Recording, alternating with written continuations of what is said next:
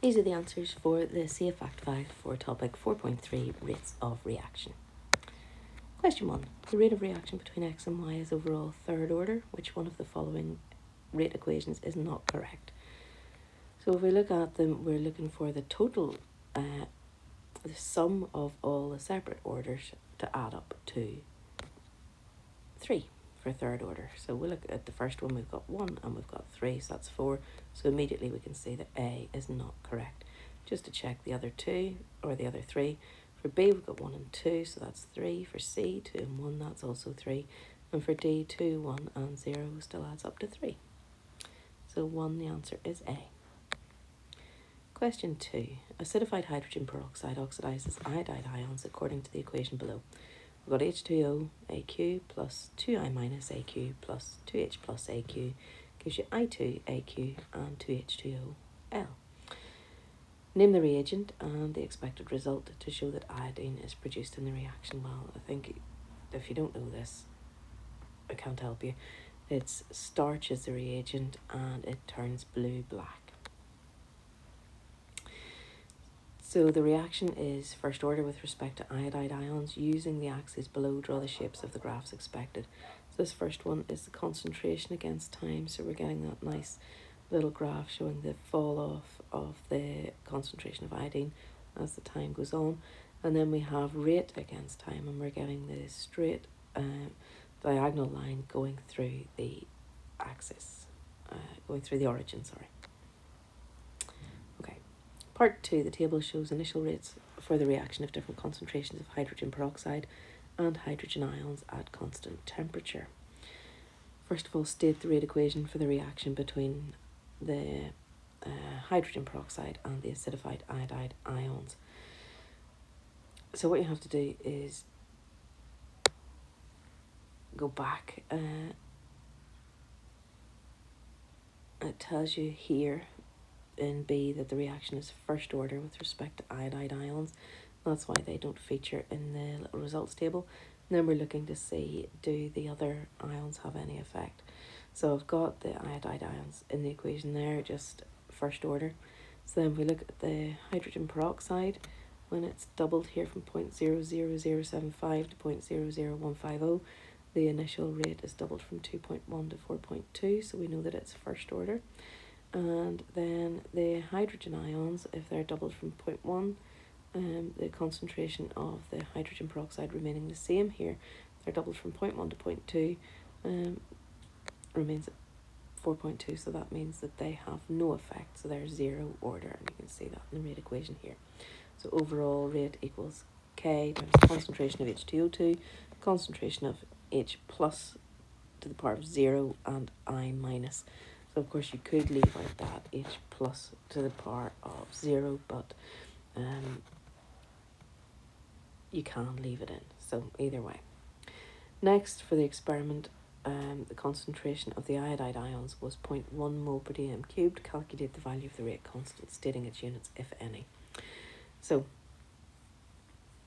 we have the rate equation here is K times H2O2 concentration times the concentration of the iodide ions.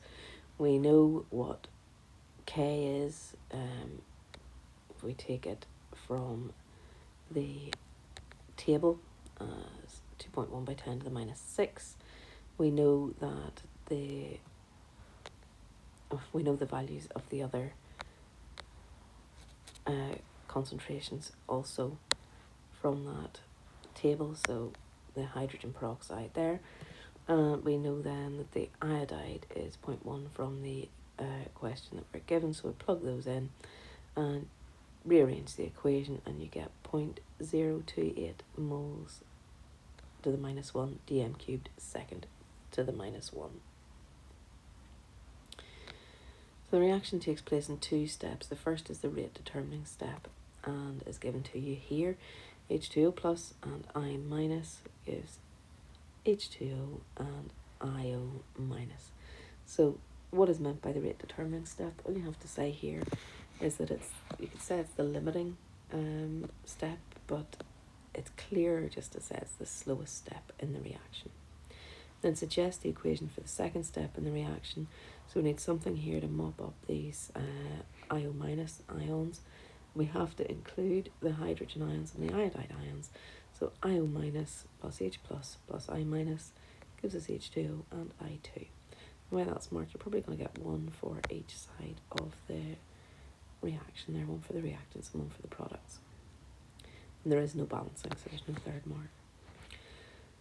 The following results were obtained in an experiment to determine the rate of reaction between persulfate ions, which are S2O8 2-, and iodide ions in aqueous solution. And there's the equation. S2O8 2- plus 2I- gives you 2SO4 2- plus I2, and they're all AQ. We've got this little results table then. So describe how you would study the rate of the reaction. The concentration of one of the reactants or products will need to be measured with respect to time and can then be used to determine the rate of the reaction. So just looking at this here, the obvious one to look at is the iodine.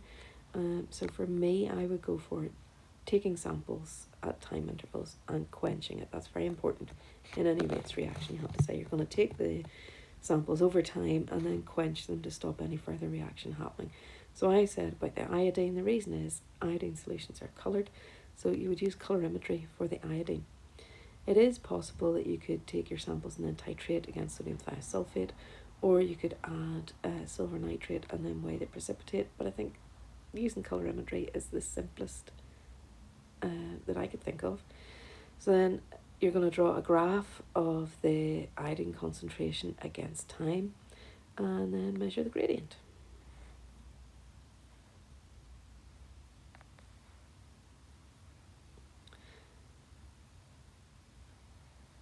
Okay, the way that's marked, you can see there are 5 marks for the question. So let me see. That would be 1, 2, 3, 4. I'm sorry, it's 3 marks, and then 2 for written quality of written constant communication. So any 3 of those points, and then as long as you've written it in English, you're probably okay. Last one, deduce the order of reaction with respect to the reactants. That's where we're looking at the table. And if we look here, when we double the concentration of the S2O8 2- and the concentration of the iodide remains the same, the initial rate here doubles, so that's first order. And then with the iodide, if we're looking at the concentration of the S2O8 2- staying the same there and going from 0.05 to 0.1, the concentration there is doubling as well, so both of those are actually first order. Write the rate equation, so rate is K times the concentration of the S2O8 2- and times the concentration of the iodide ion. Explain what is meant by the overall order of a reaction. Well, it's just the sum of the orders of the reactants. And it says, using this reaction, explain. So in this case, it's 1 plus 1, which is 2. Then calculate the rate constant and state its units. So in this case, we know that the rate equation is here. So it's rearranging that to give us K is the rate divided by concentration of the S2O8 2- times the concentration of the iodide ion. We plug those values in, and we're looking at the first line in the table here, just taking those values from it. So 0.18 divided by 0.05 times 0.05 gives us 72. Now those units come from, we have the rate mole dm to -3 second to the -1 divided by the units for concentration twice, so mole dm to the -3 times mole dm to the -3. We can cancel out one on the top and one on the bottom, leaving that S, the -1 on the top, so we get mole to the -1 dm cubed second to the -1, and those are the units. And that's